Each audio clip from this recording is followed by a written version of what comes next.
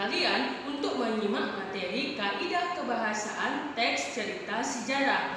Materi ini adalah lanjutan dari materi sebelumnya, yaitu teks cerita sejarah.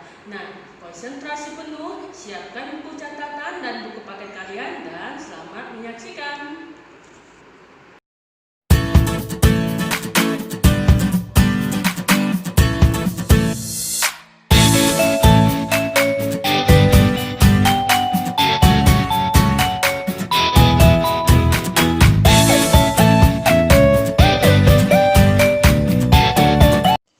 Berikut kaidah kebahasaan yang berlaku pada teks cerita sejarah.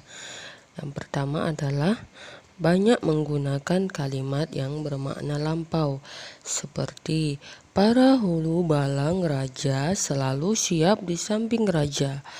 Hulu balang ini sudah tidak digunakan lagi, yaitu seperti kata prajurit. Yang kedua adalah banyak menggunakan kata-kata yang menyatakan urutan waktu atau kita sebut dengan konjungsi kronologis atau temporal, seperti sejak saat itu, setelah itu, mula-mula, kemudian, dan lain-lain. Yang ketiga, menggunakan banyak kata kerja yang menggambarkan tindakan atau kita sebut juga dengan kata kerja material. Misalnya, Ratu menulis surat. Menulis adalah termasuk kata kerja material atau ada objek dan sasaran. Yang keempat, menggunakan kata kerja yang menunjukkan kalimat tidak langsung. Misalnya, menurut pangeran, raja telah menitipkan sesuatu padanya. Kata menurut itu menunjukkan kalimat yang tidak langsung. Atau kalimat-kalimat yang lain, misalnya menceritakan, raja telah menceritakan sesuatu pada anak-anaknya, dan contoh-contoh yang lainnya. Yang kelima, menggunakan banyak kata kerja yang menyatakan sesuatu yang dipikirkan atau dirasakan oleh tokoh, atau kita sebut dengan kata kerja mental. Misalnya merasakan, menginginkan, mengharapkan, mendambakan, dan menganggap, atau contoh-contoh lainnya.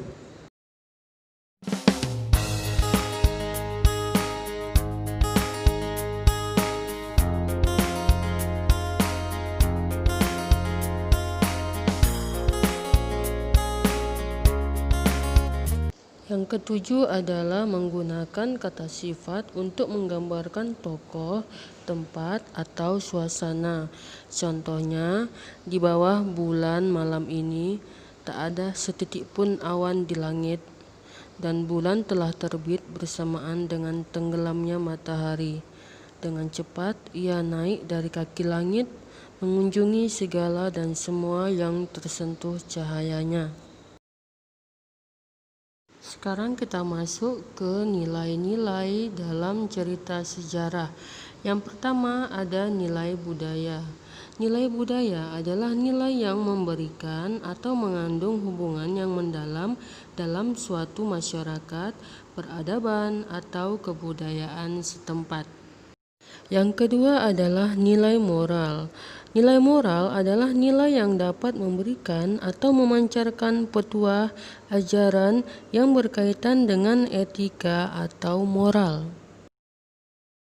Yang ketiga adalah nilai agama, yaitu nilai-nilai dalam cerita yang berkaitan atau bersumber pada nilai-nilai agama.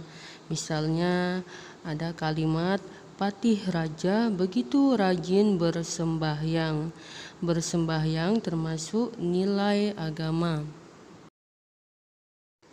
Yang keempat adalah nilai sosial. Nilai sosial adalah nilai yang berkaitan dengan tata pergaulan antara individu dalam masyarakatnya.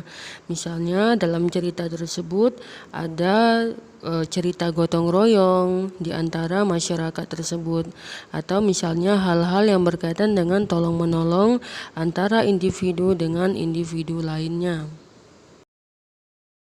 Yang kelima adalah nilai estetika. Nilai estetika adalah nilai yang berkaitan dengan keindahan, baik keindahan struktur pembangun cerita, fakta-fakta dalam cerita, maupun teknik penyajian dalam cerita.